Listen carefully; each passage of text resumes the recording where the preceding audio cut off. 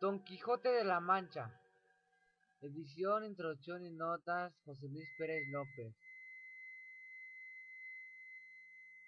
En un lugar de la Mancha, en un lugar del ingenio, en un lugar de la historia, en un lugar de la biblioteca. Don Quijote de la Mancha, en un lugar de la Mancha. No quiso acordarse del nombre del pueblo o de la aldea, pero sí la inmensidad de un territorio está lleno de lugares inolvidables. En cualquier caso, esa impresión es una de las incertidumbres de las que está lleno el Quijote y las que tan magistralmente se ha referido Carlos Fuentes, presidente de honor de la conmemoración del cuarto centenario de la primera edición que ha organizado el gobierno de la Castilla-La Mancha. Todo es cierto en el Quijote. Todo es incierto en el Quijote. Incierta la autoría, nombre incierto, Rocinante fue Rocinantes, Dulcinea la damisela ideal, es Aldonza, la campesina común, lugares inciertos. En una ínsula literaria es incierta también la línea que separa la realidad de la ficción. Los rebaños de los ejércitos, el cielo y la tierra que en la Mancha se unen en el horizonte formando esa línea imaginaria que separa a Rocinante de Clavileño. La Mancha ha escrito uno de nuestros mejores poetas, es un gran anchurón cósmico. Cuando Jean Cocteau se enamoró al cerro Caldérico, se encaramó al cerro Caldérico de Consuegra, entre el castillo y los molinos, exclamó: por fin he visto el planeta, al divisar el inmenso espacio que se abría ante sus ojos, desde ese mirador del universo. Algunos autores han querido explicar el escenario de las hazañas de Don Quijote como una ironía más de Cervantes. La Mancha sería la ausencia de cualquier paisaje digno de un libro de caballería. Una, una desmitificación, una extravagancia que hiciera sonreír a los seguidores de Amadís, de Gaula, de Suate, de Grecia, Purcell, de Miquea, Felismarte, de Hircania o Florando, de Inglaterra. ¿Cuántas teorías han tratado de dilucidar las razones que movieron a Cervantes para vincular el nombre del Quijote con el de la Mancha? Suenan incompletas porque acaso los motivos no son del reino de la razón, sino que estribillan sin más en la genial intuición de Cervantes, que, partiendo de considerar a todo un hombre hijo de su paisaje, vio en la sabana manchega generosa de cielo y luz el ámbito destinado a engendrar los delirios, el más noble e idealista de los locos. No, el medio, escribió a Sorín, refiriéndose a la anchura manchega, en la que han nacido y se han desarrollado las grandes voluntades fuertes, poderosas, tremendas, pero sí solitarias, anárquicas, de aventureros, navegantes, conquistadores. En todo caso, como ocurre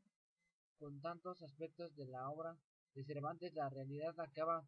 confundiéndose con la ficción, superándola como en la vida misma. Henry Levin ha desvelado la fórmula magistral de Cervantes. No es ni más ni menos que un reconocimiento de la diferencia entre los versos y los reversos, entre palabras, los actos, en resumen, entre el artificio literario y lo real, que es la propia vida. Eladio Caballero aludió a la llanura manchega como ese gran obrador de simultáneas anchuras. Una tierra de alta luz y 8 puntos cardinales, los que marcan las aspas de los molinos como una mágica rosa de los vientos. Esta tierra, este cielo tienen como figura del Quijote. Dimensión universal. Quien que mire el cielo directamente no se olvida de términos municipales, provinciales, regionales o nacionales y nacionales. Se desentiende de vallas, mojones y medianeras, dejándose llevar desde el paisaje propio y la cama paterna. Allá está el horizonte sin fronteras, bajo la pura sensación de fundirse en una sola patria universal. La Mancha es ancha y existe, la que conoció Cervantes, y esta Castilla-La Mancha es una región de España, un lugar de Europa lejos del mar y la montaña, pero aún muy cerca del firmamento. En el cielo limpio de La Mancha, como dijeran otro gran habitante del territorio de la lengua española, se ve mejor que desde ningún otro sitio. Tiritar azules, los astros a lo lejos, una experiencia que deberían tener todos los hombres. La Mancha se puede recorrer, no es una ficción, es una realidad en la que se puede penetrar, aunque es verdad que, por ejemplo, por ella transcurre un río que nace en las lagunas de Ruidera, que se desaparece y tiene ojos. Puede sorprender que en la cueva de Montesinos se desvele que en realidad el Guadiana es un escudero de Durantare convertido en un río por Merlín. Este encantamiento y muchos otros más pueden conocerse en el pleno siglo XVI. También ahora otra vez como se escribe León Felipe por la manchega y llanura se vuelve a ver la figura de Don Quijote pasar. Esta es una tierra de locos, con frecuencia perfectamente cuerdos y una locura de tierra. Una tierra que entre todos estamos convirtiendo en un sueño posible. En definitiva, como ha escrito Harold, Harold Bloom, quizá lo quijotesco sea la mortalidad literaria de una realidad absoluta. No de un sueño imposible, sino de un despertar de la mortalidad.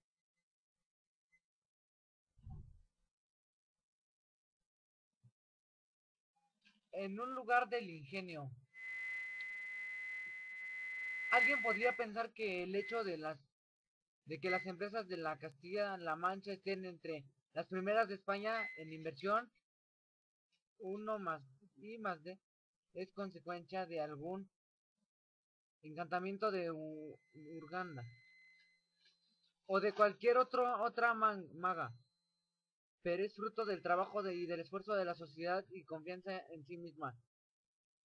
Ese ha sido el verdadero bálsamo de Fierabras,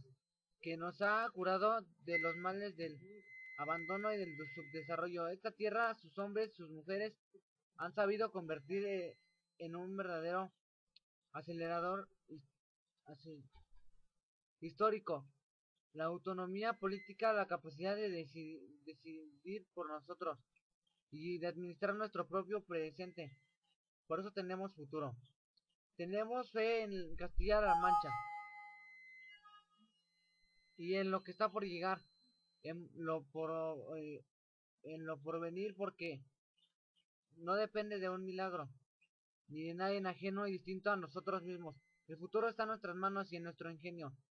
Hoy más que nunca, porque ahora el saber, el conocimiento está en la base de las posibilidades del progreso de los pueblos. En el siglo XXI, más que en ninguna otra ocasión, la materia prima más importante de la que se puede disponer en el pueblo para su desarrollo es su materia gris, la inteligencia de sus hombres y de sus mujeres, la educación y la formación de jóvenes y el conjunto de la sociedad. Es la única gran respuesta estratégica a reaccionar la I de ingenioso con desarrollo sustentable. La I de ingenio con la I es de investigación, de la innovación, de la inteligencia, de la industria aplicada, de la inspiración, de la imaginación creativa. Don Quijote de la Mancha. Desde ese momento mismo su publicación y sin pausa a lo largo de 20 generaciones una manera de lectores se ha deleitado y conmovido con las aventuras del ingenioso Hidalgo. Y miles de artistas e intelectuales han encontrado en sus páginas una fuente de inspiración para sus obras, porque Don Quijote constituye un referente universal para todos los hombres, cualquiera que sea su origen y cultura. El extravagante héroe de la Mancha es arquetipo que trasciende todas las nacionalidades y fronteras y se rige en símbolo de la condición humana, atrapada entre la aplastante realidad. y un lado afán de ideas inalcanzables como firma Martín de Rique. Toda novela está montada precisamente en el contraste entre el ensueño caballeresco literario y la vida real. Y Américo Castro señala, si hay en Cervantes una preocupación máxima sería la de expresar literariamente el contraste entre las imaginaciones extraordinarias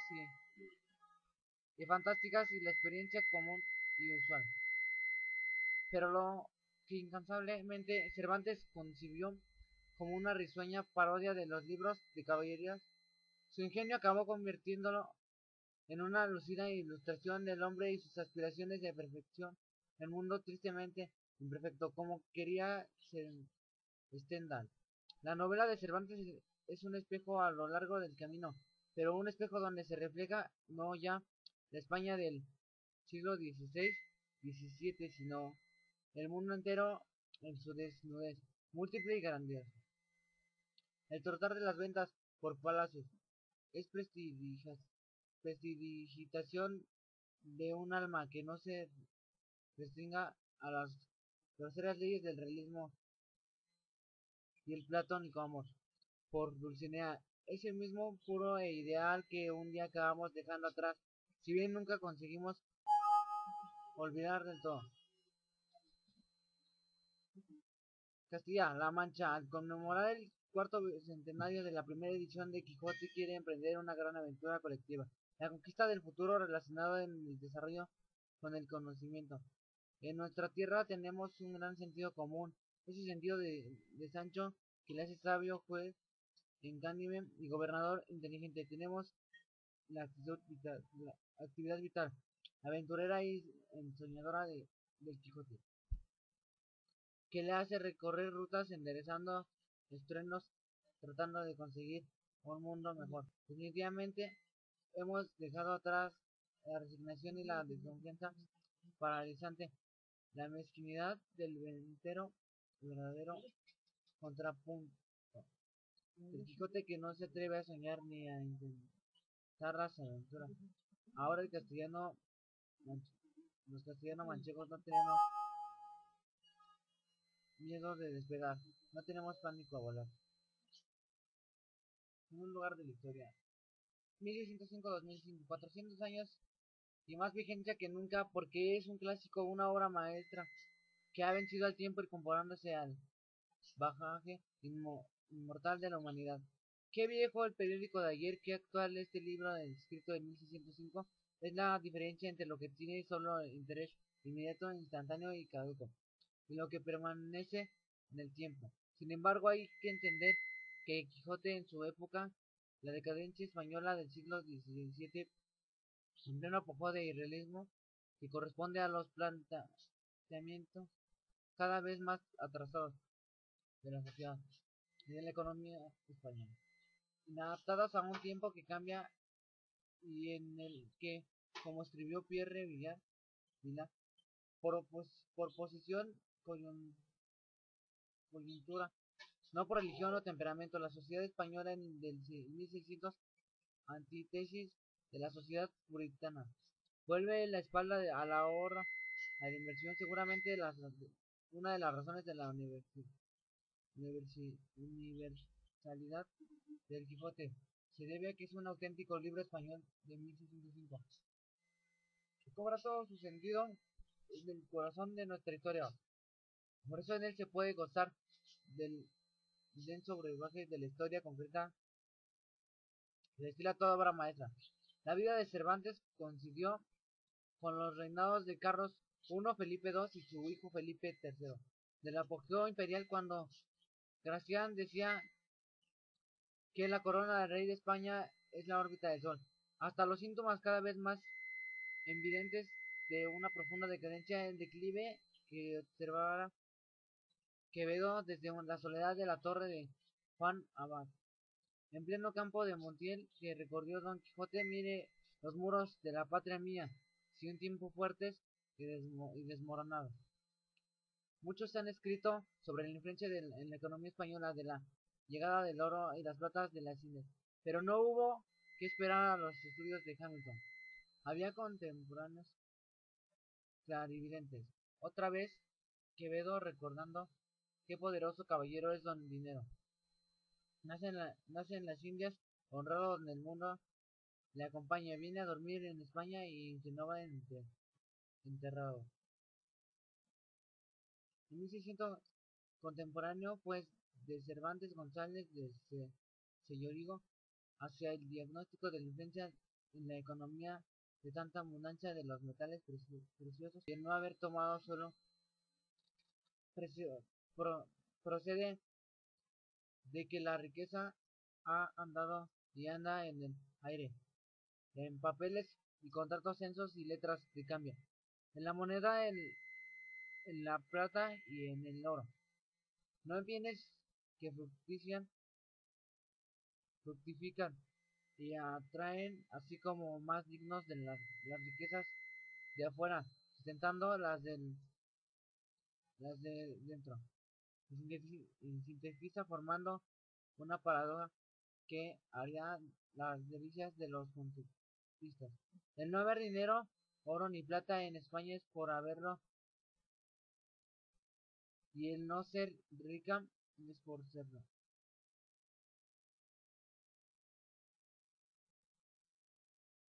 Por cierto que en un lugar de la Mancha cuyo nombre es Almagro, tiene mucho que ver con los préstamos del rey. Los papeles y contratos censos y letras de cambio, su porte sensorial, su aire flamenco y sus encajes y su plaza se relacionan directamente con los Fugger, los banqueros Carlos V, que controlaron el azufre y el almadén y con toda la producción mundial de la plata desde la capital del campo de Calatrava. En 1600 se estaba notando en España uno de los efectos de la primera mundialización. Desde 1492 el orbe conocido dejó de ser solo Europa. Paradójicamente, la Castilla, que abrió nuevos mundos, era arrastrada por no asimilar sus consecuencias. Entonces, como hoy, hubo muchas voces contra la globalización, pero las carabelas de Colón no podrían regresar y se podía cruzar la mar océano, aunque a algunos les diera miedo, no supieran adaptarse al nuevo mundo. Hoy estamos viviendo otra globalización y la respuesta no puede ser de no la inadaptación, la marginalidad y la cuenta de la historia. Seguramente la respuesta adecuada no sea negar el hecho de, sino saber aprovecharlo, como dice Carlos Fuentes. Ante todo, gobernanza local efectiva, política, porque no hay la globalidad que valga sin localidad que sirva. Y ya puestos, globalicemos también, sobre todo, otras cosas, los derechos humanos, por ejemplo, y la educación. Tan solo una rebaja del 1% de gastos militares en el mundo será suficiente para sentar frente a un pizarrón a todos los niños del mundo. Castilla-La Mancha. Una realidad política nueva que se aspira en una gobernanza local efectiva no está dispuesta a quedarse en la vía muerta de los proyectos que ya no tienen energía y que en la búsqueda del desarrollo sostenible queremos encontrar la energía más limpia y renovable de todas, las que los hombres y mujeres de nuestra tierra. Ahora por primera vez nosotros protagonizamos nuestra propia historia y eso nos llena de responsabilidad y esperanza. Construyamos un mundo mejor, edificando una región mejor. Seamos Quijotes enderezando los entuertos de nuestro entorno más inmediato. En un lugar de la biblioteca. Unas consideraciones sobre esta edición. Soy consciente de que Don Quijote de la Mancha está en todas las casas, como la Biblia. Forma parte de todo nuestro imaginario vital y de nuestra educación intelectual y sentimental. Todo en el mundo tiene una determinada imagen del Quijote y del Sancho, mil veces reproducidas en todas las maneras, en todos los formatos y sobre todos los soportes. Sin duda la influencia del Quijote en la literatura mundial, en la cultura universal, es enorme y está muy estudiada. También es grande su influencia popular, en la vida cotidiana, en la concepción del mundo y de la vida de los españoles. En su vocabulario, quijotismo es una acepción en la lengua de Cervantes y todo el mundo entiende lo que se quiere expresar cuando de alguien se dice que es un Quijote. Los centenarios tienen una ventaja que del recordatorio de la memoria del tercer centenario celebrado en 1905, con la resaca de la generación del 98. Ha quedado relativamente poca cosa. Una medida conmemorativa, un discurso de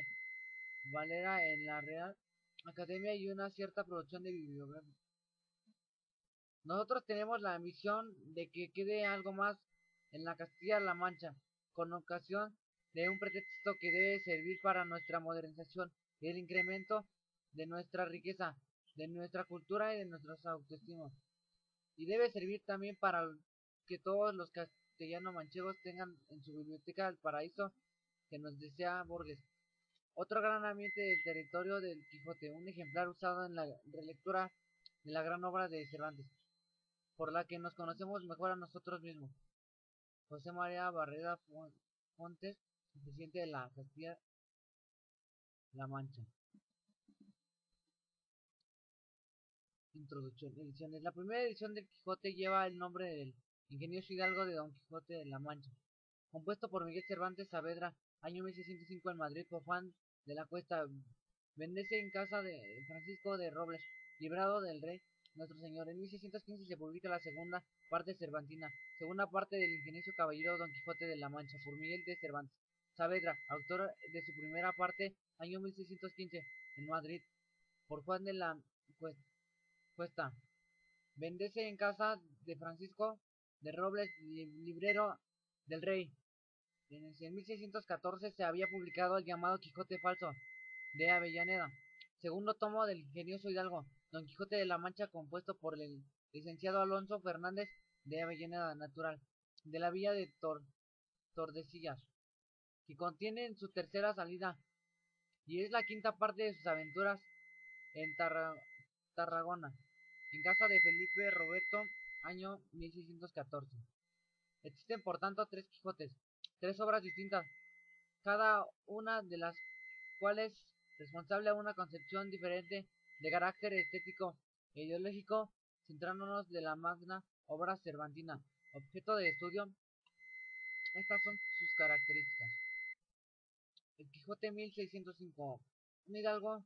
cincuentón en un lugar de la Mancha, Alonso Quijano, a quienes sus paisanos llamaban el bueno,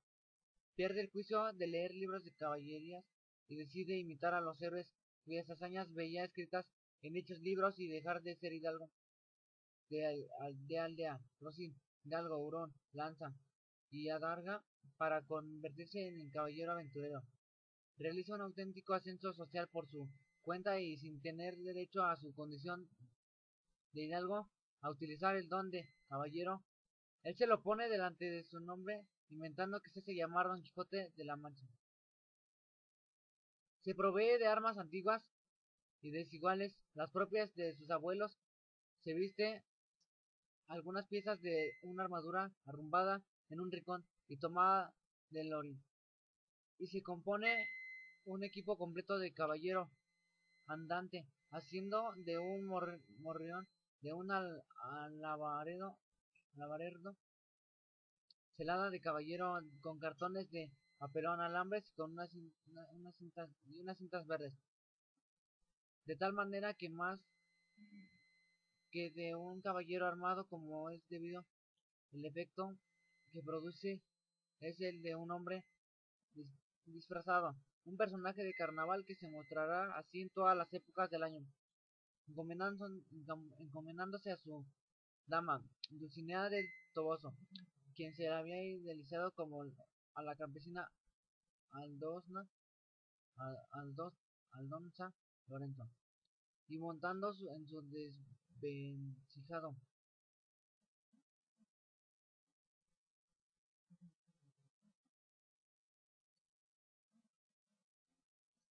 caballo Rocinante, se pone en marcha en busca de aventuras por los famosos campos de Montiel.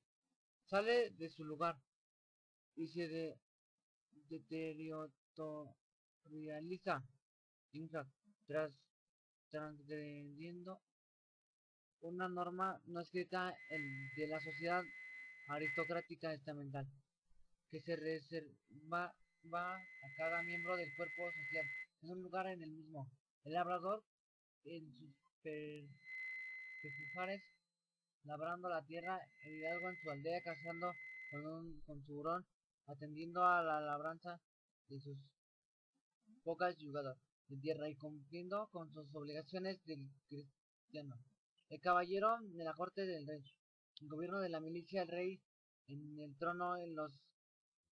clérigos, rezando por eso Alonso Quijano, al convertirse en Don Quijote, está cometiendo una auténtica transgresión social para su época. Se está saliendo del papel que, que su sociedad le reserva como hidalgo de aldea. Además, en su segunda salida se lleva con él a un labrador, Sancho Panza, que está dispuesto a dejar de serlo y abandonar el campo y a no trabajar la tierra y convertirse en conde, duque y gobernador de una ínsula, o incluso obispo en un quítame allá esas pajas, aunque para ese último cargo eclesiástico tiene el impedimento no poco grave de estar casado con su Mari Gutiérrez o Juana Panza o Teresa Panza, quien de todas estas maneras está denominada el libro La Mujer de Sancho. Después de recorrer nuestro hidalgo fatigosamente la Alta Mancha solitario en su primera salida, tropieza con una venta que él cree ser un castillo donde es recibido por dos mozas del partido, ramera, la Tolosa y la Molinera. Vela sus armas y es armado caballero por un reventón bribón, antiguo pícaro de los de la playa de Sanlúcar, a quien le confunde con el caballero señor del castillo, el cual se despide recomendándole que para otra ocasión se provea de dinero y de camisas. Investido con el nuevo carisma del caballero Nobel, su primera hazaña consiste en proteger a un muchacho, Andrés, a quien su amo, Juan Dudo, el rico vecino del Quintana, estaba azotando. Más tarde encuentra a unos ricos mercaderes toledanos, a quienes manda que vayan a El Toboso a presentarse a Dulcinea. Al no obedecerle, arremete contra ellos y se cae del caballo un mozo de mula. Poco paciente, no soporta las bravatas que Don Quijote les dirige desde el suelo y se rompe la panza en se rompe la lanza en las costillas. Malparado y maltrecho, es recogido por su vecino Pedro Alonso, a quien él confunde con Rodrigo de Narváez, con el Marqués de Mantua, personajes literarios de sus libros y del romancero. El buen labrador lo carga en su asno y lo devuelve a su aldea, donde es recibido por su sobrina, por el ama, por el cura Pero Pérez y por el barbero me hace Nicolás con alivio. Recogen y lo acuestan en su cama, mientras sigue sumido en su delirio caballeresco. Estamos al final del capítulo 5. En el capítulo 6 el cura y el barbero mandan tapiar el aposento donde está la librería de Don Quijote y hacen una hoguera en el corral, a la que arrojan, ayudándonos diligentemente por el alma, los libros de caballerías y otras obras de otros géneros literarios que han causado la locura de Hidalgo. Es un capítulo del Cervantes, historiador de la literatura, con varios juicios sobre la narrativa española del siglo XVI. Lo anterior podría ser argumentado una novela corta a la italiana de un cuento largo sobre la figura de un loco semejante, por ejemplo, a la novela ejemplar cervantina y del licenciado Vidriera. Probablemente fuera así, quizás el primer impulso del Quijote fuera en fuera esta historia corta, por argumento coincide con un anónimo entremés de los romances, en el que se satiriza al escritor Lope de Vega, del cual, según Menéndez Vidal, habría recibido Cervantes la idea inicial de su obra, pero las últimas investigaciones para, parecen refrendar que el entremés es posterior al Quijote. Ella se habría inspirado en él una vez recobrado de su primera salida, se provee de camisas de dinero y busca la ayuda de un escudero. Su vecino Sancho Panza es rústico labrador y un hombre de bien, si es que este título se puede dar al que es pobre. Dice Cervantes que al que permite acompañarle en una caballería tan inadecuada para un escudero y andante como es un asno, y el fondo Sancho Bobo y su carrón, al mismo tiempo está encantado con irse de su casa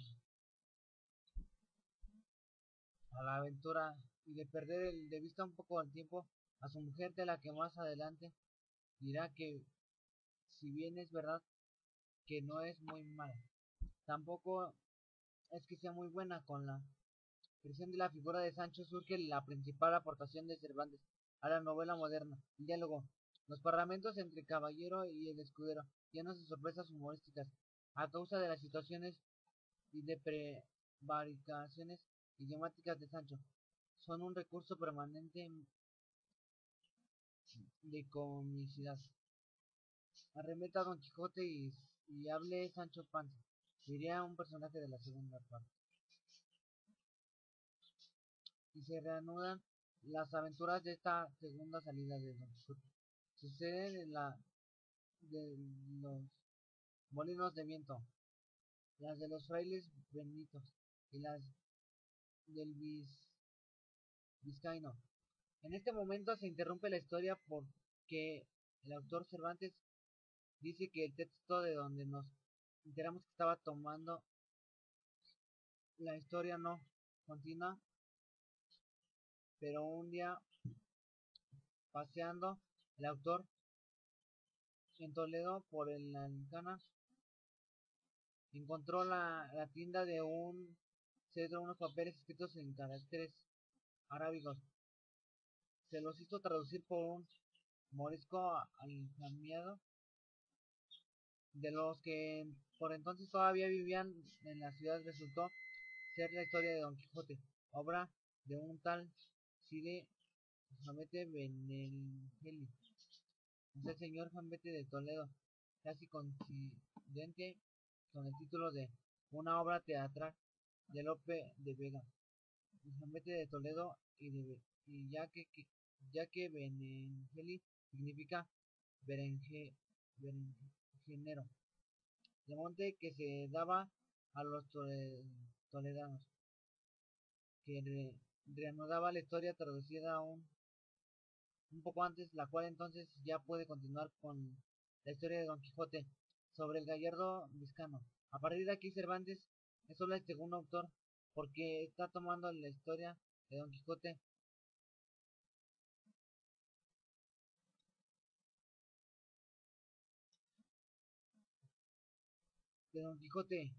de ese historiador arábigo, reanudada la historia de Don Quijote, dirige al discurso de la Edad de Oro. En este punto se sitúa la primera historia intercalada de la de Marcela Grisostomo, en la que Don Quijote defiende razonablemente el derecho de la joven Marcela a no amar a quien la ama, aunque se hubiera suicidado por ella. En el mundo de las novelas pastoriles de la Galatea Cervantina en 1585, donde se plantean los casos de amor en abstracto, pero es el primer momento en que Cervantes se da cuenta de que su loco Don Quijote puede ser algo más que un loco para hacer reír, a base de las confusiones de la realidad, de las payasadas y de los palos, los cuales sin embargo no terminan. Se sucede la aventura con unos yanguenses conductores de unas yeguas con las que al malvado Rocinante en la única ocasión que tiene un pensamiento no casto se le ocurre la mala idea de reforcilarse. Las consecuencias son de nuevo el apedreamiento de caballo, asno, caballero y escudero, como pueden llegar a una venta donde Don Quijote fabrica el bálsamo de firabras para curar las heridas. Después de ser aporreados por, por un arriero, por maritornes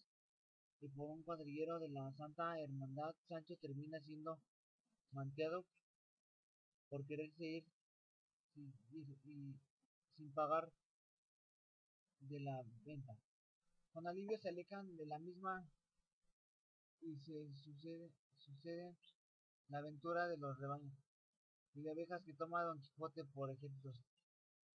las del cuerpo muerto, el episodio de los batanes y la rica ganancia del yermo y el mambrino y de la liberación de los galeotes. Es el único de los momentos de inflexión más importante de la primera parte.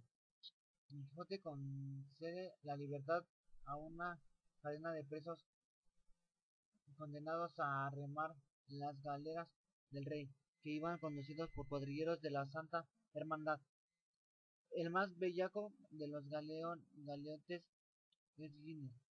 el pasamonte que está escribiendo la historia de su vida como una novela picaresca, en el que Cervantes reflejó al escritor y compañero suyo en Lepanto Jerónimo de Pasamonte. El episodio tiene graves consecuencias para el caballero y escudero porque serán perseguidos por la Santa Hermandad. Sancho sugiere a Don Quijote que se aparten de los caminos y se refugien en Sierra Morena. Así lo hacen. Estamos en capítulo 23. La novela no termina hasta el capítulo 52. Las aventuras lineales que suceden a los protagonistas serán ya escasas,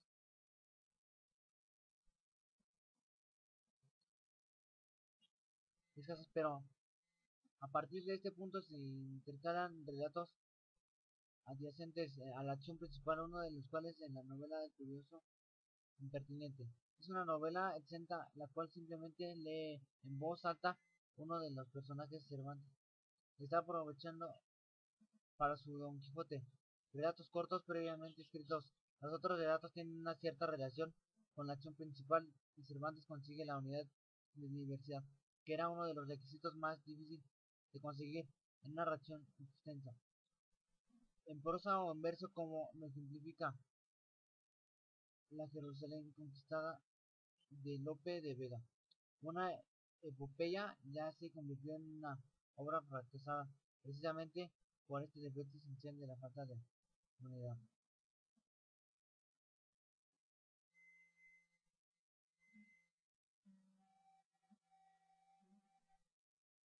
Capítulo primero, que trata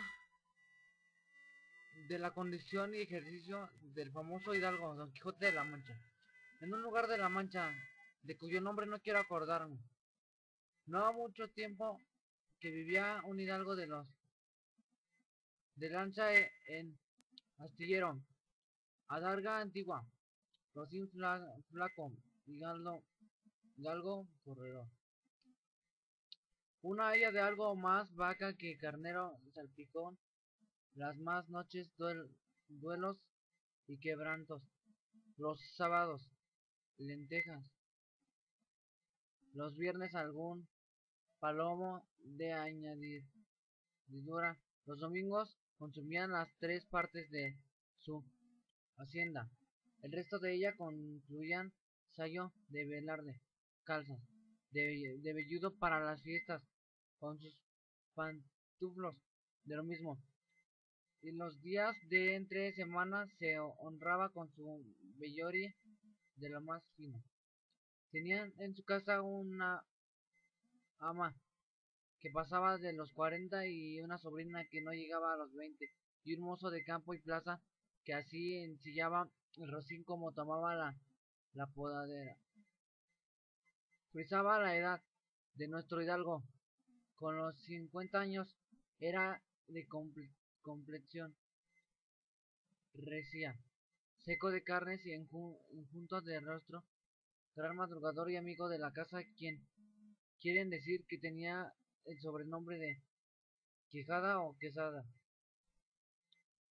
Que en esto hay alguna diferencia de los autores que de este caso describen, aunque por conjeturas verosímiles se deja entender que se llama Quijana. Pero esto importa poco a nuestro cuento. Basta que la narración de él no se salga de un punto de la verdad. Es pues de saber que este sobredicho hidalgo, los ratos que estaba ocioso, que eran los más del año, se daban a leer libros de caballerías con tanta afición y gusto que olvidó casi de todo punto del ejercicio de la casa a una administración de su hacienda. Llegó a tanto su curiosidad y desatino en esto que vendió muchas fanegas de tierra sembradura para comprar libros de caballerías en que leer y así llevó a su casa todos cuantos pudo haber de ellos y de todos ninguno le parecían tan bien como los que compuso el famoso Feliciano de Silva, porque la claridad de su prosa y aquellas intrincadas razones suyas le parecían de perlas, y además cuando llegaba a leer aquellos requiebros y cartas de desafíos donde en muchas partes hallaba escrito la razón de la sin razón, que a mi razón se hace, de tal manera que mi razón enflaquece, que con razón me quejo de la vuestra hermosura. Y también cuando leía los altos cielos, de que vuestra divinidad divinamente con las estrellas os fortifican y os hacen merecedora del merecimiento que merece la vuestra grandeza. Con estas razones perdía el pobre caballero el juicio y desvelábase por entenderlas y desentrañarles el sentido, que no se lo sacara ni la entendiera del mismo Aristóteles, se resucitara para solo ello.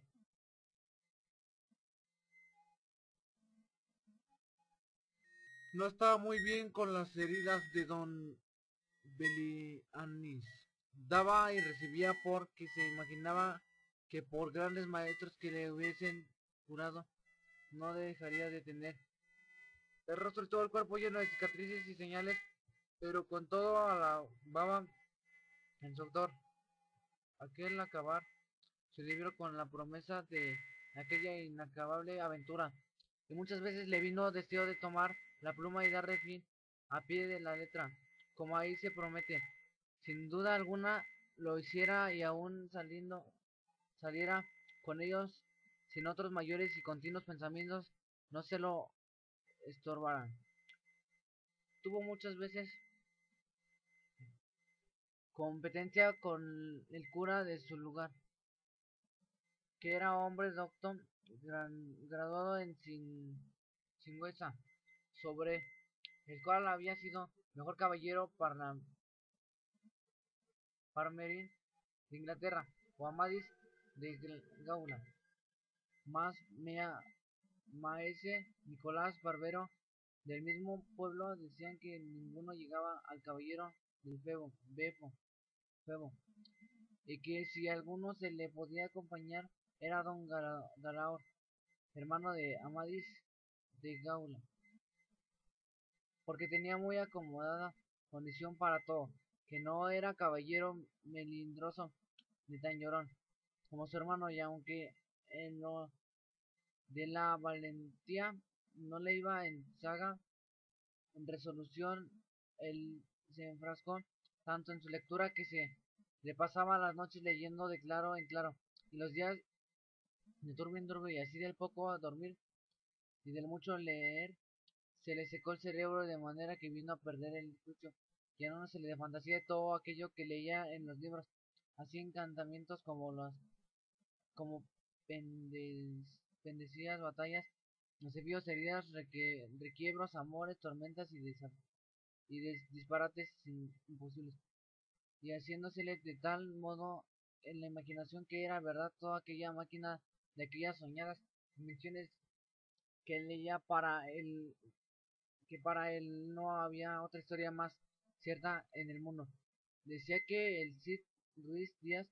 había sido muy buen caballero, pero que no tenía que ver con el caballero de la Ariende Espada, que solo un revés había partido por medio dos fieros y descomunales gigantes.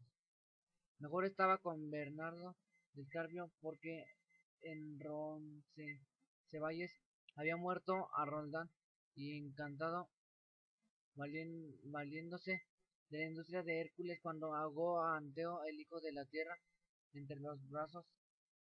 Decía mucho bien del gigante Mongante, porque ser de aquella generación gigantea, que todos son soberbios y descomedidos, no solo era afable y bien criado, pero sobre todo está bien con Reinaldo de Montalbán,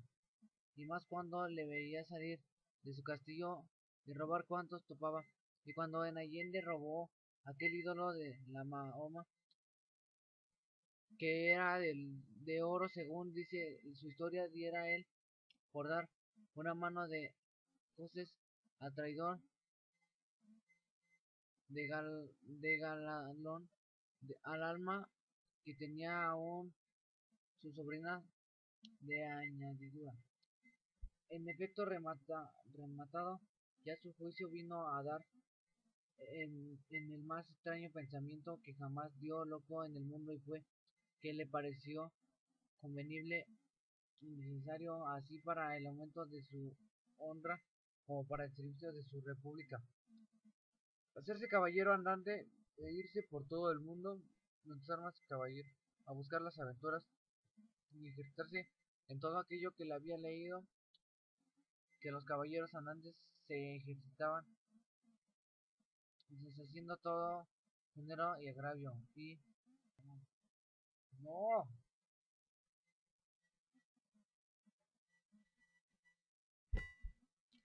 poniéndose en ocasiones y peligros, donde acabándolos cobrase eterno nombre y la fama. Imaginábase, imaginábase el pobre ya coronado por el valor de su brazo, por lo menos del imperio de Trapisonda, y así con estos tan agradables pensamientos llevado del extraño gusto que en aquello sentía, se dio prisa a poner en efecto lo que deseaba, y lo primero que hizo fue limpiar unas armas que habían sido sus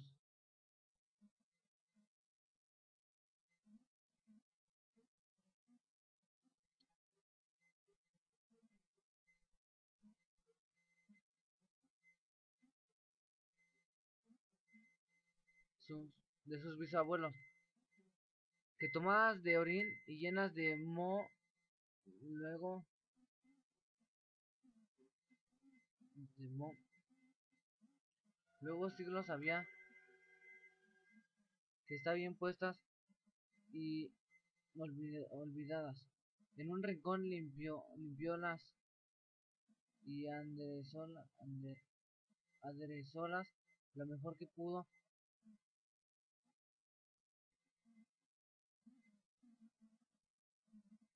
lo mejor que pudo, pero vio que tenían una gran falta y era que no tenían celada de encaje, sino más a esto suplió su industria porque de cartones hizo un modo de que de medida celada que encajaba con el morrión hacía una apariencia de celada entera. Es verdad que para probar si era fuerte podía estar en riesgo de una cuchillada, sacó su espada y le dio dos golpes, y con el primero y en su punto deshizo lo que había hecho en una semana. No dejó de permanecerle mal la facilidad con el que había hecho pedazos, y por asegurarse de este peligro lo tornó a hacer de nuevo poniéndole unas barras de hierro por dentro, de tal manera que él quedó satisfecho de por su fortaleza y sin querer hacer nueva experiencia de ella, la diputó y tuvo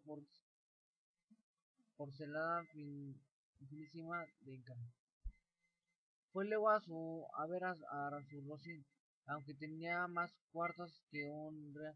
que tachas que el caballo de Donela, que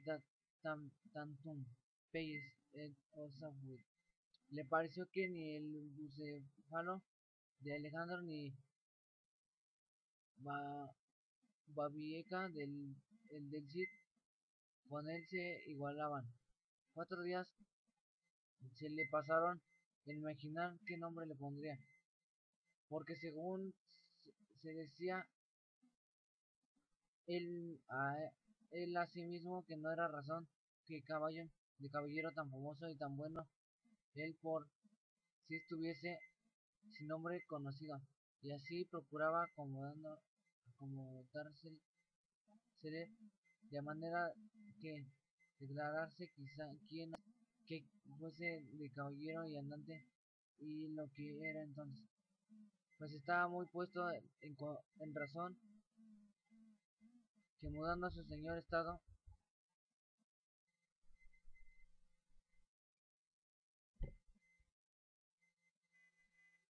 mudase también el nombre y cobrase famoso y estruendo como convenía a la nueva orden y al nuevo ejercicio que ya profesaba, y así después de muchos nombres que formó, borró y quitó, añadió, deshizo y tornó a hacer en su memoria e imaginación, el fin vino a llamar Rocinante, nombre a su parecer alto, sonoro y significativo de lo que había sido cuando fue Rocín antes, de lo que ahora era, que era antes y primero de todos los Rocines del mundo. Puesto nombre y tan asunto a su gusto, a su caballo quiso ponérsele a sí mismo, y en este pensamiento duró otros 8 días, y al cabo se vino a llamar Don Quijote, de donde, como queda dicho, tomaron ocasión de los autores de esta tan verdadera historia, que sin duda se debía de llamar Quijada, o no, y no Quesada, como otros quisieron decir, pero acordándose que el valeroso Amadís no solo se había con- contentado con llamarse Amadís y Secas, sino que añadió el nombre de su reino y patria para hacerla famosa, y se llamó Amadís de Gaula. Así quiso, como buen caballero, añadir al suyo el nombre de la suya, y llamarse Don Quijote de la Mancha, con que a su parecer declaraba muy al vivo su linaje y patria,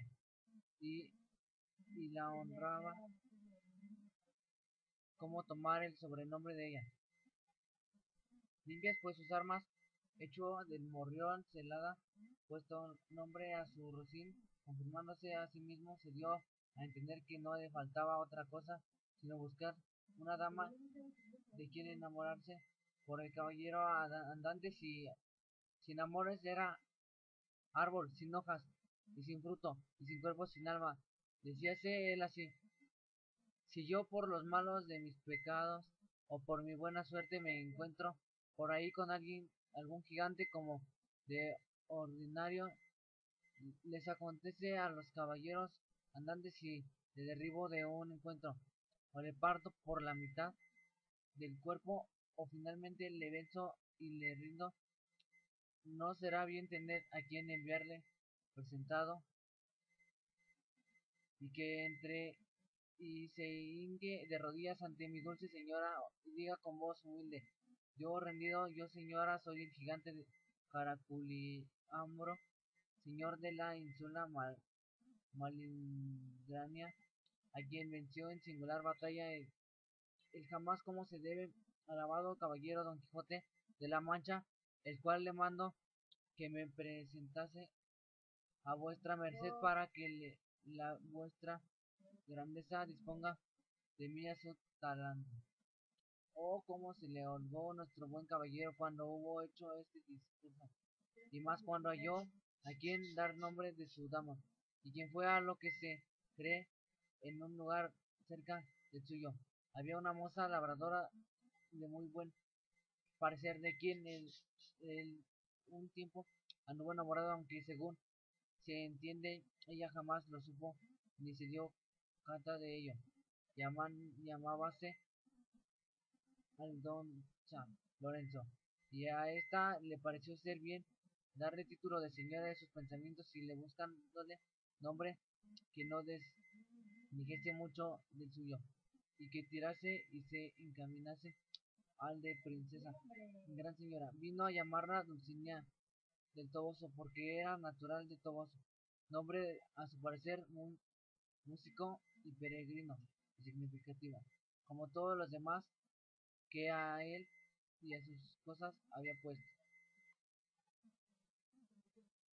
Capítulo 2, que trata de la primera salida de su tierra. Hizo el ingenioso Don Quijote. Hechas pues estas prevenciones, no quiso aguantar más tiempo a poner en efecto su pensamiento apretándole a ello. La falta de que él pensaba que hacía en el mundo su tardanza, según eran agravios que pensaba deshacer en tuertos, que enderezar según eran agravios que pensaba deshacer en tuertos, que enderezar sin razones, que enmendar y abusos, que mejorar y deudas de que satisfacer, y así sin dar parte a persona alguna de su intención y sin que nadie le viese una mañana ante el del día, que era uno de los calurosos del mes de julio. Se armó de todas sus armas, subió sobre su rocinante, pues su mal compuesta celada, embrazó su adarga, tomó su lanza y por la puerta falsa de un corral salió al campo con grandísimo contento y alborozo de ver con cuánta facilidad había dado principio a su buen deseo. Más apenas se vio en el campo cuando le asaltó un pensamiento terrible, y qué tal que por poco le hiciera dejar la comenzada empresa, y fue que le vino a la memoria que no era armado caballero, y que conforme a la ley de caballería ni podía ni debía tomar armas con ningún caballero, y puesto que lo fuera había de llevar armas blancas como noble caballero, sin empresa en el escudo,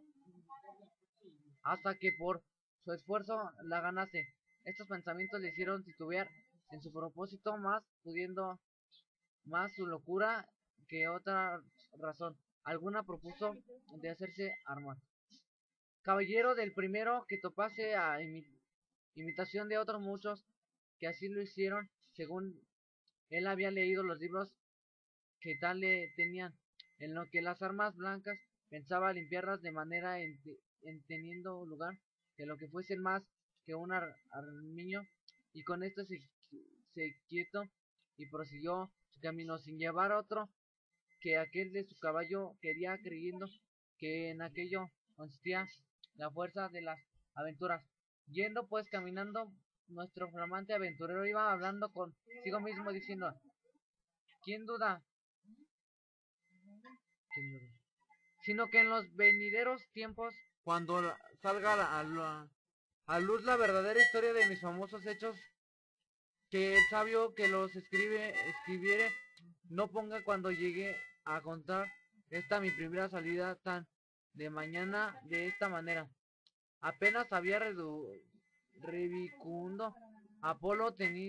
tendido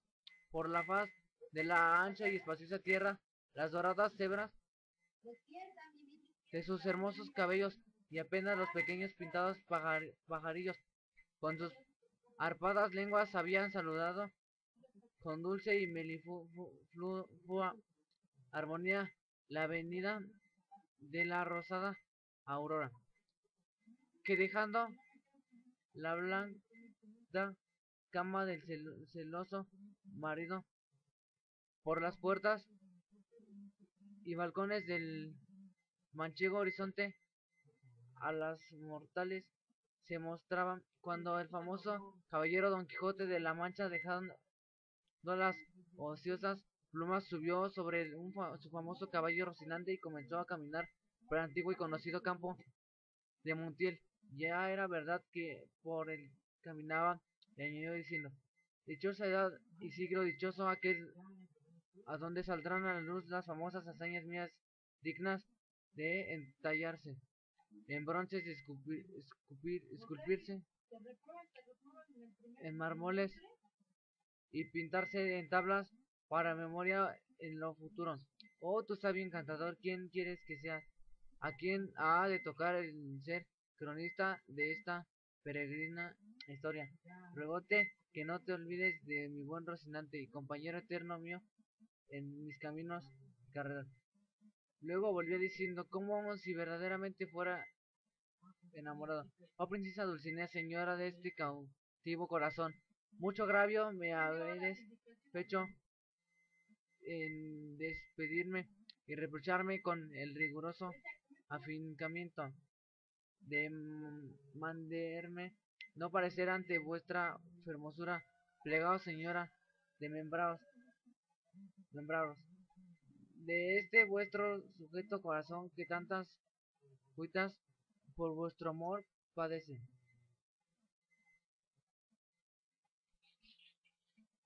Con esto se iba ensartando otros disparates, todos al modo de los que sus libros le habían enseñado, imitando en cuanto podía su lenguaje, y con esto caminaba tan despacio y el sol entraba tan aprisa y con tanto ardor que fuera bastante a derretirle los sesos si alguno tuviera casi todo aquel día camino sin acontecerle cosa que de contar fuese, de lo cual se desesperaba porque quisiera topar luego con quien hacer experiencia del valor de su fuerte brazo. Autores hay que dicen que la primera aventada que le vino fue la del puerto Lapice, otros dicen que la de los molinos de viento, pero lo que yo he podido averiguar en este caso y lo que he hallado escrito en los anales de la Mancha es el que él anduvo en todo aquel día y al anochecer su rocín y él se hallaron cansados y muertos de hambre, y que mirando a todas partes por ver si descubría algún castillo o alguna majada de pastores donde recogiese, de donde pudiese remediar su mucha hambre necesidad, vio no lejos del camino por donde iba una venta que fue como si hubiera una estrella, que no a los portales sino a los alcances de su redención le encaminaba. Diose prisa a caminar y llegó a ella a tiempo que anochecía. Estaba acaso a la puerta de dos mujeres mozas, de ellas se llamaban del partido, de las cuales iban a Sevilla con unos arrieros que en la venta aquella noche acertaban a hacer nada, y como a nuestro aventurero todo cuanto pensaba, veía o imaginaba le parecía ser hecho y pasar al modo de lo que había leído. Luego vio a la venta y se le representó que era un castillo con sus cuatro torres chapiles de luciente planta, sin faltarse se puede levadiza y honda cava, con todos aquellos adherentes que semejantes castillos se pintan. Pues llegando a la venta que a él parecía castillo y a poco trecho de esas detuvo las riendas a Rocinante, esperando que algún enano se pusiese entre las almenas a dar señal con alguna trompeta de que llegaba caballero al castillo, pero cuando vio que se tardaban y que Rocinante se daba prisa por llegar a la caballeriza, llegó a la puerta de la ventana y vio a las dos distraídas mozas que allí estaban, a él le parecieron dos hermosas, cállense, doncellas o dos graciosas damas que delante de la puerta del castillo se sentaban solazando. En esto sucedió acaso que un porquero que andaba recogiendo unos rastrojos, una manada de puercos que sin perdón así se llamaba, tocó un cuerno, a cuya señal ellos recogen y al instante se le representó a Don Quijote lo que deseaba, que era algún enano hacia la señal de su venida, y así con extraño contento llegó a la venta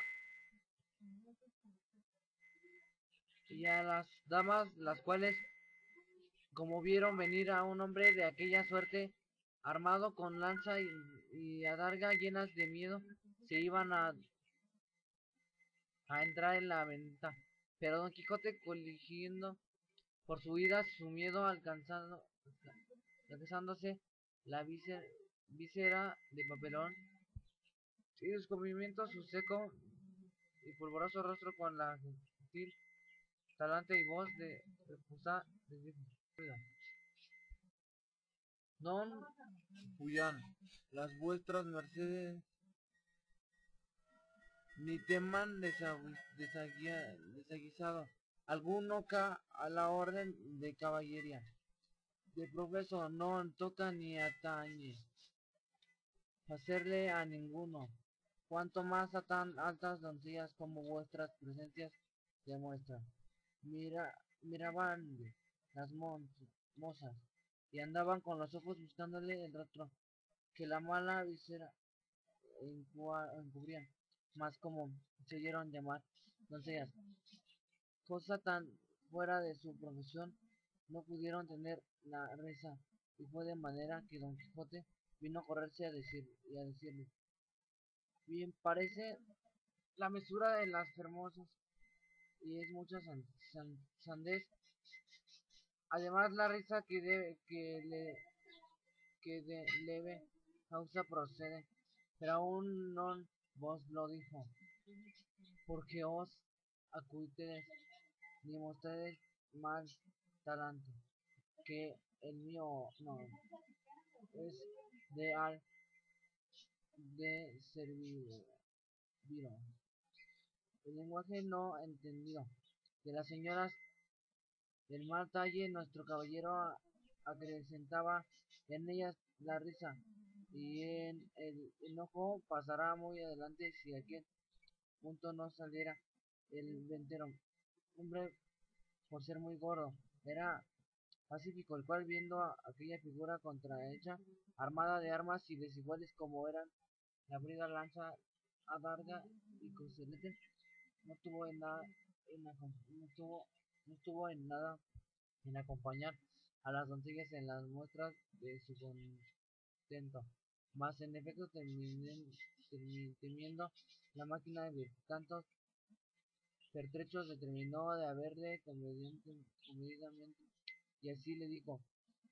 si, si vuestra merced, señor caballero, busca posada, amén del lecho, porque en esta venta no hay ninguno, todo lo demás se hallará en ella en mucha abundancia. Ve Don Quijote a veces, la antigua que se caracteriza por su arcaísmo. Viendo Don Quijote la humildad del alcaide de la fortaleza que tal pareció a él el ventero, y a la venta respondió, para mí, señor castellano, cualquiera cosa basta, porque mis arreos son las armas, su descanso en pelear. Pensó el huésped que el haberle llamado castellano había sido por haberle parecido de los sanos de Castilla, aunque él era andaluz y de la playa de Sanlúcar, no menos ladrón que Caco, ni menos maleante que estudiantado paje, y así le respondió: según eso, las camas de vuestra merced serán duras peñas, y su dormir esta choza ocasión y ocasiones para no dormir en todo un año, cuanto más en una noche. Y diciendo esto fue a tener el estribo a Don Quijote, el cual apeó con mucha dificultad de trabajo, como aquel en todo aquel día no se había desayunado. Dijo luego al huésped que le tuve mucho cuidado de su caballo, porque era la mejor pieza que comía pan en el mundo. Miróle el ventero y no le pareció tan buen como Don Quijote. Decía, ni aun la mitad, y acomodándole en la caballeriza volvió a ver que su huésped mandaba, al cual estaban desarmando las doncellas, el cual ya se habían reconciliado con él, las cuales aún que le habían quitado el peto y el espaldar, jamás supieron ni pudieron desencajarle la gola ni quitarle la contrahechasela que traía atada con unas cintas verdes, y era menester cortarlas por no poderse quitar los nudos. Mas él no lo quiso consentir en ninguna manera, y así quedó toda aquella noche con la celada puesta, que era más graciosa y extraña figura que pudiera pensar, y al desarmarle, como se imaginaba en aquellas traídas y llevadas que le desarmaban, eran algunas principales señoras y damas de aquel castillo, y les dijo con mucho donaire: nunca fuera caballero de damas también servido, como fuera Don Quijote, cuando de su aldea vino, doncellas curaban de cejas de su rocío. Oh Rocinante, que estés en el nombre de las señoras mías de mi caballo y Don Quijote de la Mancha mío, que puesto que no quisiera descubrirme basta que las hazañas fechas en vuestro servicio y pro me descubrieron la fuerza de acomodar. A propósito presente en este romance viejo de Lanzarote ha sido causa que sepáis mi nombre ante toda rara. Pero tiempo vendrá en que las vuestras señorías me manden y yo obedezca, y el calor de mi brazo descubra el deseo que tengo de ser el mío. Las mozas, que no estaban hechas a oír semejantes teorías, no respondían palabra. Solo le preguntaron si quería comer alguna cosa cualquiera. Llantaría yo, respondió Don Quijote, porque a lo que entiendo me haría mucho al caso. A dicha acertó ser bienes aquel día, y no habían en toda la venta sino unas raciones de un pescado que en Castilla llamado abedejo, y en una Andalucía bacalao, en otras partes curadillo, y en otras truchuela, preguntándole si por ventura comería su merced truchuela, que no había otro pescado que darle de comer. Como haya muchas truchuelas, respondió Don Quijote, podrán servir de trucha, porque eso se me da que me den 8 reales en sencillos, que en una pieza de a 8, cuanto más se podría que se empiecen estas truchuelas, como la ternera, que es mejor que la vaca, y el cabrito que el cabrón, pero sea lo que fuere, venga luego, que el trabajo y peso de las armas no se pueden llevar sin el gobierno de las tripas. pusiéndole la mesa a la puerta de la venta por el refresco, por el fresco, y trajóle el huésped una porción de mal remojado y peor cocido bacalao y un pan tan negro y mugriento como sus armas, pero era materia de grande risa verle comer, porque como tenían puesta la celada y alzada la víscera, no podían comer nada en la boca con sus manos y otro no se lo daba y ponía y así una de aquellas señoras servían de este menester, más al darle de beber no fue posible ni lo fuera si el ventero no horadara una caña y puesto un cabo en la boca, por el otro le iba echando el vino y todo eso recibían en paciencia a trueco de no romper las cintas de la celada. Estando en esto llegó acaso a la venta de un castrador de porcos, así como llegó sonó su silbato de cañas 4 y 5 veces, con lo cual acabó de confirmar Quijote que estaba en algún famoso castillo, y quien le servían con música, y quien el abejó eran truchas, el pan candela, y las rameras damas, y el ventero criado del castillo, con el que esto daba por bien empleada su determinación y salida más. Lo que le fatigaba era el no verse armado caballero, por parecerle que no podría poner legítimamente en aventura alguna sin recibir la orden de caballería.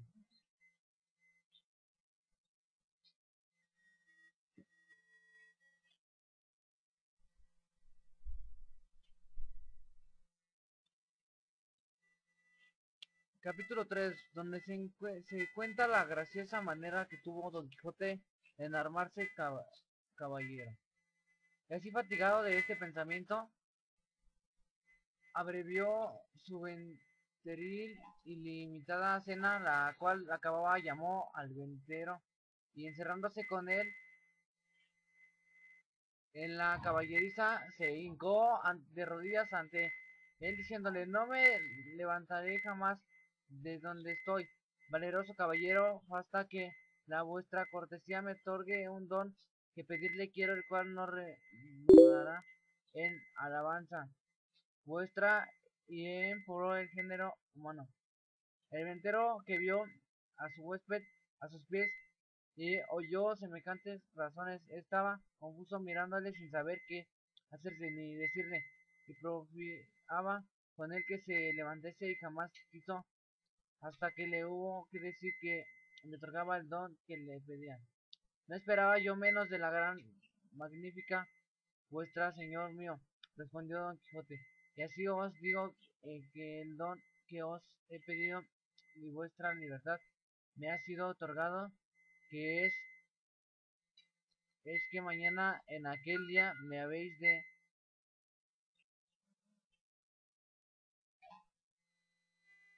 amar, caballero, y esa noche en la capilla de este vuestro castillo velaré las armas, y mañana, como tengo dicho, se cumplirá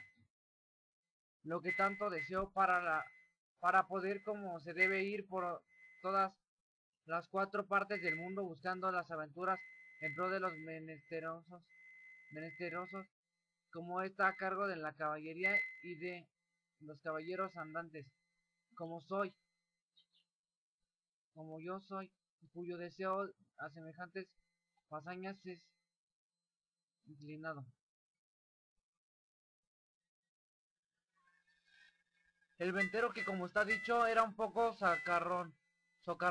y ya tenía algunos putarros de la falta de juicio de huésped, acabó de creerlo cuando acabó de oír de semejantes razones, y por tener que reír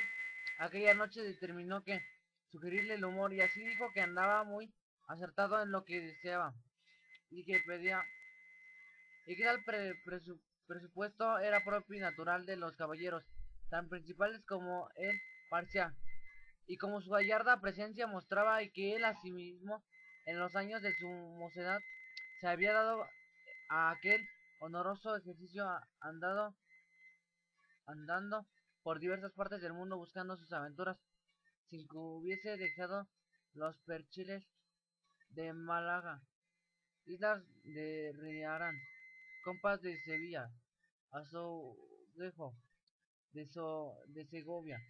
la Olivera de Valencia, Rondilla de Granada, playa de Sanlúcar, Potro de Córdoba y las Ventillas de Toledo, y otras diversas partes donde había ejercitado la ligereza de sus pies, sutileza de sus manos, haciendo muchos tuertos, recu, recuestando muchas viudas, deshaciendo algunas doncellas y engañando a algunos pupilos, y finalmente dándose a conocer por cuantas audiencias y tribunales hay casi en toda España, y que a lo último se había venido a recoger a aquel su castillo donde vivía, con su hacienda y con las ajenas, recogiendo en él a todos los caballeros andantes de cualquiera calidad y condición, que fuesen solo por la mucha afición que les tenía, porque partiesen con él de sus saberes en pago de su buen deseo. Dijéndole también que aquel su castillo no había capilla alguna donde poder velar las armas porque estaba derribada, para hacerla de nuevo, pero que en caso de necesidad él sabía que podían velar donde quiera y que aquella noche las podría velar en un patio del castillo, que a la mañana, siendo Dios servido, se harían las debidas ceremonias de manera que él quedase armado, caballero y tan caballero que no pudiese ser más en el mundo,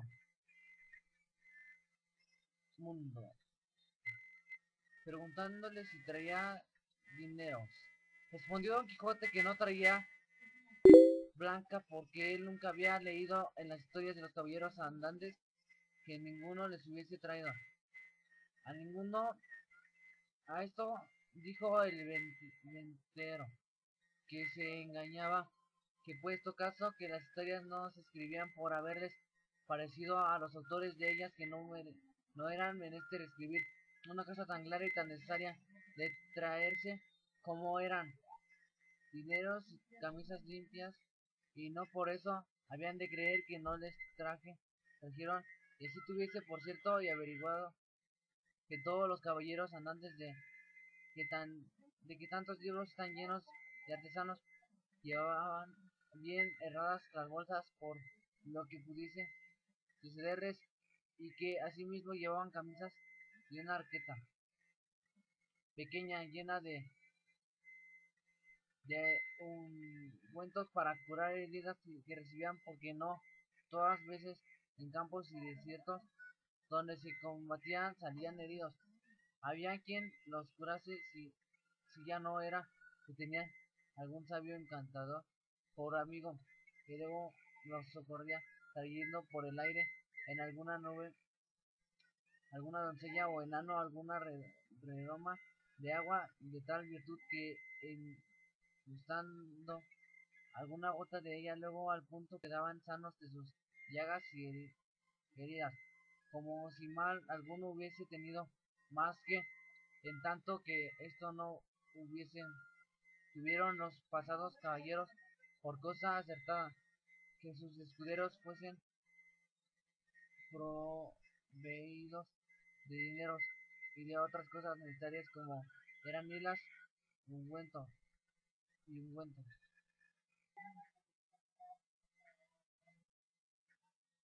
Para curarse cuando sucedía que los tales caballeros no tenían escuderos,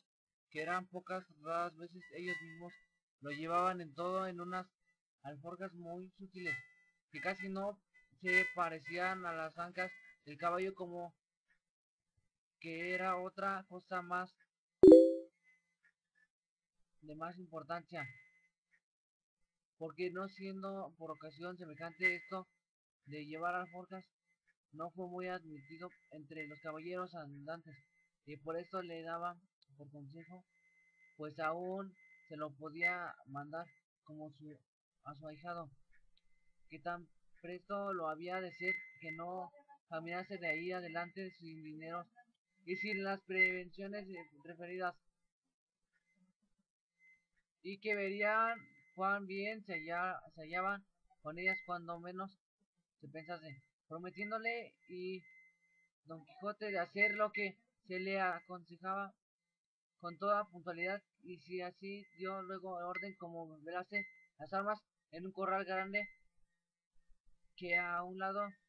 de la venta estaba, y recogiéndolas Don Quijote todas las puso sobre una pila que junto a un pozo estaba, y embrazando a su adarga asió de su lanza, y con gentil continente se comenzó a pasear delante de la pila, y cuando comenzó el paseo comenzaba a cerrar la noche. Contó el ventero a todos cuantos está bien en la ventana la locura de su huésped, la vela de las armas y la armazón de caballería esperaba, admirándose de tan extraño género de locura, y fuéronselo a mirar desde lejos, y vieron que con sosegado ademán unas veces se paseaba, otras arrimando a su lanza ponía los ojos en las armas sin quitarlos por un buen espacio de ellas. Acabó de cerrar la noche, pero con tanta claridad de la luna que podía competir con el que se prestaba, de manera que cuanto el novel caballero hacía era bien visto de todos, antojándosele en esto a uno de los arrieros estaban en la ventana ir a dar agua a su recua, y fue menester quitar las armas de Don Quijote, que estaban sobre la pila, el cual, viéndole llegar en voz alta, le dijo: Oh tú, quien quiera que seas, atrevido caballero, que llegas a tocar las armas del más valeroso andante que jamás se ciñó espada, mira lo que haces, y no las toques, si no quieres dejar la vida en pago de tu atrevimiento. No se curó el arriero de estas razones, y fuera mejor que se curara, porque fuera a curarse en salud, antes trabando de las correas. Las arrojó gran trecho de 100, lo cual visto por Don Quijote, alzó los ojos al cielo, y puesto el pensamiento a lo que pareció su señora Dulcinea, dijo: Acordedme, señora mía, en esta primera afrenta que a este vuestro avasallado pecho se le ofrece, no me desfallezca en este primero trance vuestro y amparo. Y diciendo estas otras semejantes razones, soltando la adarga, alzó la lanza y a dos manos, y dio con ella tan gran golpe y arriendo en la cabeza, que le derribó en el suelo, y tan maltrecho que si segundara con otro no tuviera necesidad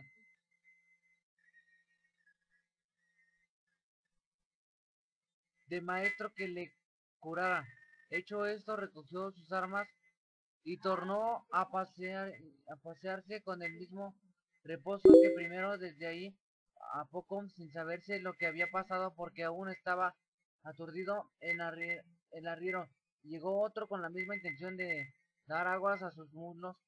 y llegando a quitar las armas para desembarazar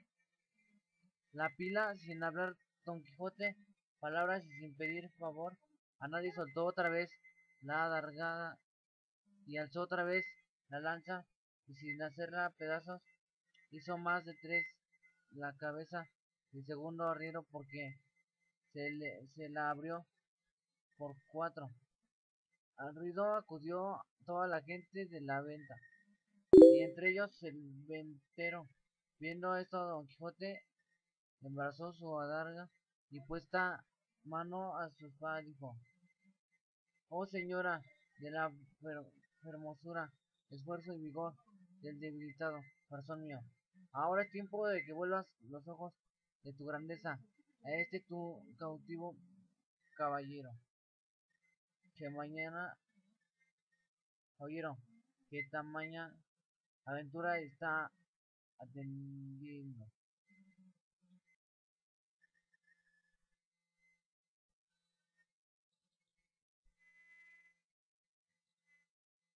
Con esto cobro a su parecer tanto ánimo que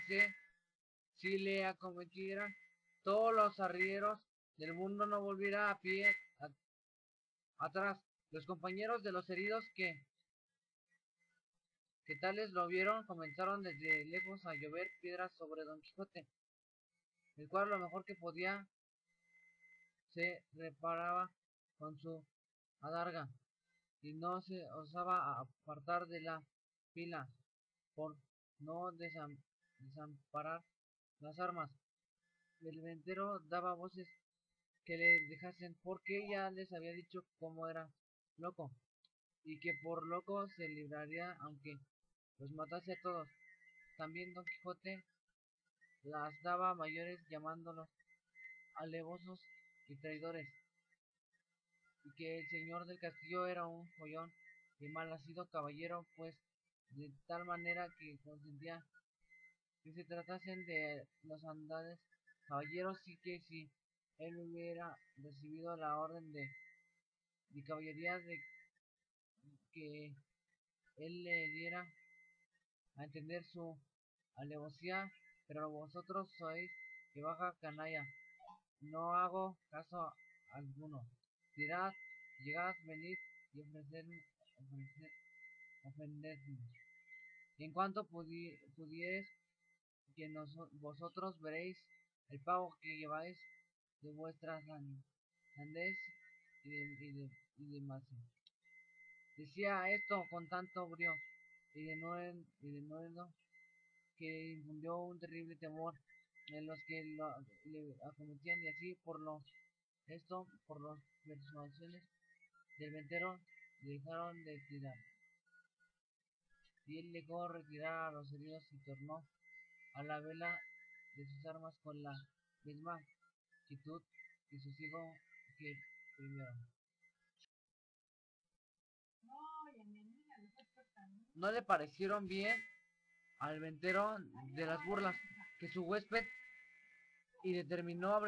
abreviar y darle la negra orden de caballería luego antes de que otra desgracia sucediese. Y así llegándose a él se disculpó la insolencia de aquella gente baja con él. Había usado sin que él supiese cosa alguna, pero que bien castigados quedaban de su atrevimiento.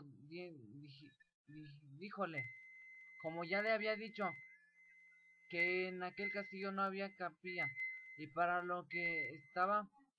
restaba de hacer tampoco era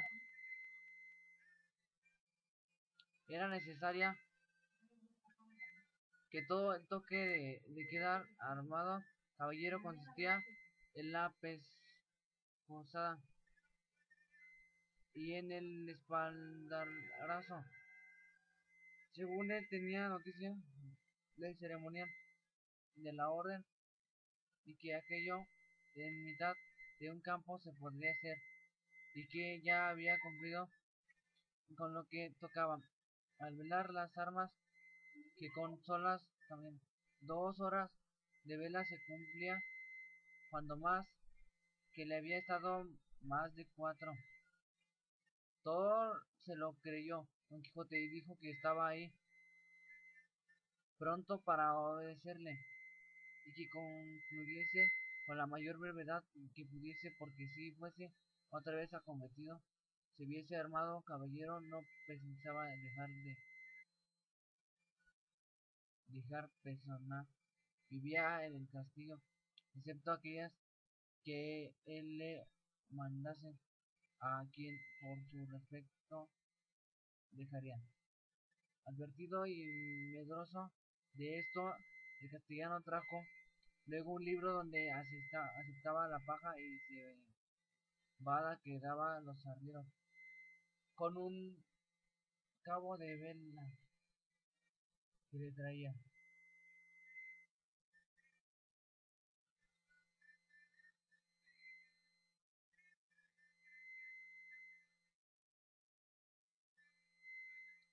Un muchacho con las dos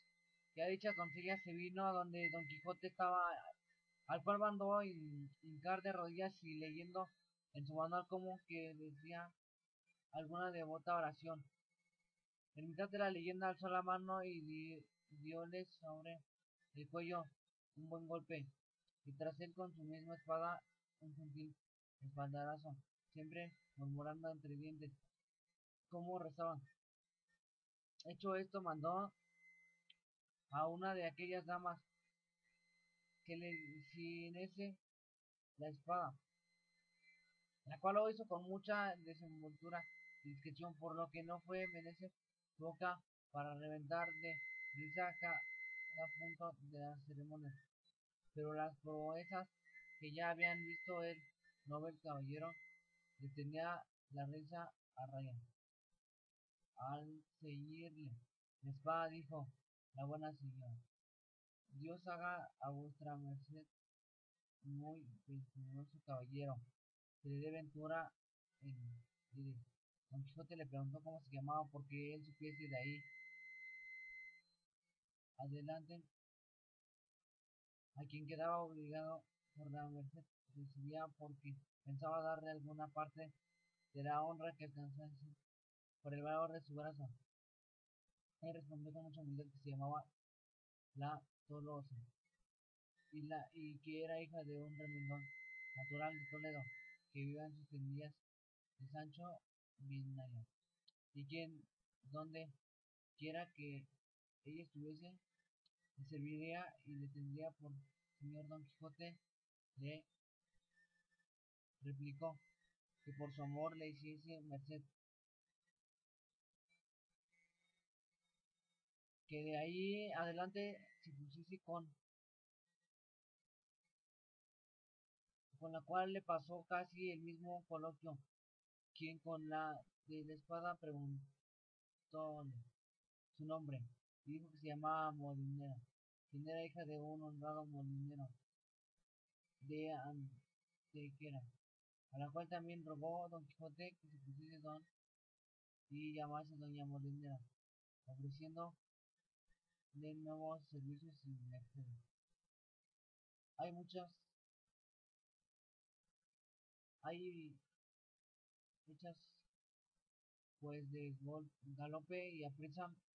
las haya ahí. Nunca vistas ceremonias no vio la hora Don Quijote de verse a caballo y salir buscando las aventuras, y ensillando luego a Rocinante subió en él, abrazando a su huésped, le dijo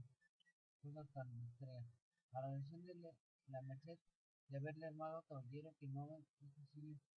intentar las de servicio. El ventero, por verle ya fuera de la ventana, con no menos retóricas, aunque con las más breves palabras, respondió a las suyas, y sin pedirle la costa de la posada, le dejó ir a la buena hora. Capítulo 5. De lo que le sucedió a nuestro caballero cuando salió de la venta. La del alba sería cuando Don Quijote salió de la venta, tan contento, tan gallardo, tan alborozado, por verse ya armado caballero, que el gozo le reventaba por las cinchas del caballo, más bien viniéndole a la memoria los consejos de su huésped cerca de las prevenciones tan necesarias que había de llevar consigo, especial de los dineros y camisas. Determinó volver a su casa y acomodarse de todo un escudero, haciendo cuentas de recibir un labrador vecino suyo, que era pobre y con hijos, pero muy a propósito para el oficio de la caballería. Con ese pensamiento dio a Rocinante hacia su aldea, el cual, casi conociendo la querencia, con tanta gana comenzó a caminar que parecía que no ponía los pies en el suelo. No había andado mucho cuando le pareció que a su diestra mano, de la espesura de un bosque de ahí, salían unas voces delicadas, como de persona, que se quejaba y apenas las hubo oído cuando dijo: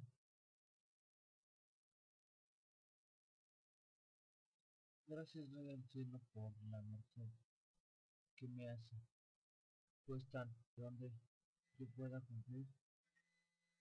y con lo que llevo en mi profesión, donde pueda coger el fruto de mis bienes deseados. Estas voces sin duda son de algún menesteroso o menesterosa que ha menester mi favor y la ayuda, y yo volviendo la rienda, en camino resonante hacia donde le pareció que las voces salían. De a pocos pasos que entró por el bosque, vio atada a una yegua, a una encina, y atado en otra a un seso, desnuda de medio cuerpo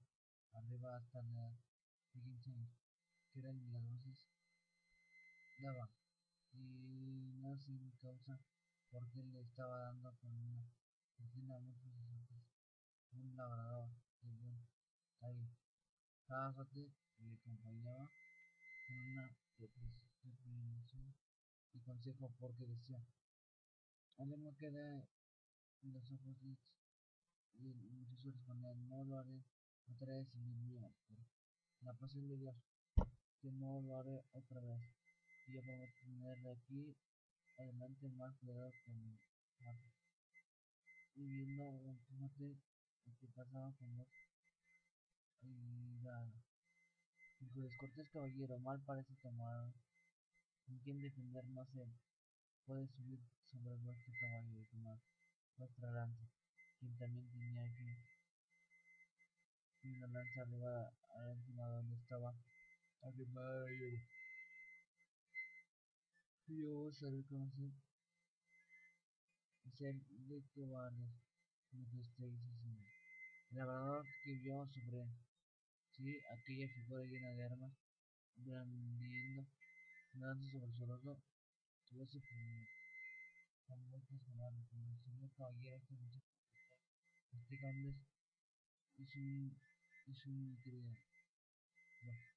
que me sirven de guardar una moneda de ovejas, y tengo estos con el carro, los cuales están descuidando. De cada día me falta una, porque es cuestión de descuido o bellaquería. Dice que le hago de miserable por no pagarle mi soldado, que le debo, y en Dios mi uno que miente. Más adelante de mí, Luis Villano, dijo Don Quijote: Por el sol que nos alumbra, que estoy por pasaros de parte a parte con tristeza, con esta lanza pagad. Luego, sin más réplicas, sino por el Dios que nos rige, que os concluya y aniquile en este punto. Desataos luego. Labrador, Labrador bajó la cabeza y sin responder palabra desató su cuidado. La cual preguntó Don Quijote que en cuanto debía su amo. Él dijo que 9 veces les tenía cada mes. Hizo la cuenta Don Quijote y halló una multaba 63 reales. Dijo el labrador que al momento los desembolsase, si no podía morir por ello. Respondió el medroso villano que para el paso en que estaba el juramento que había hecho, y aún no había jurado nada, que no eran tantos, porque se le habían de descontar y recibir encuentra 3 pares de zapatos que lo había dado y un real de los dos que habían hecho estando enfermo. Bien, está todo eso, repite Don Quijote, pero quédense los zapatos y las sandalias por los azotes que sin culpa le habéis dado. Y si él rompió el cuero de los zapatos que vos juzgaste, vos le habéis rompido los cuernos.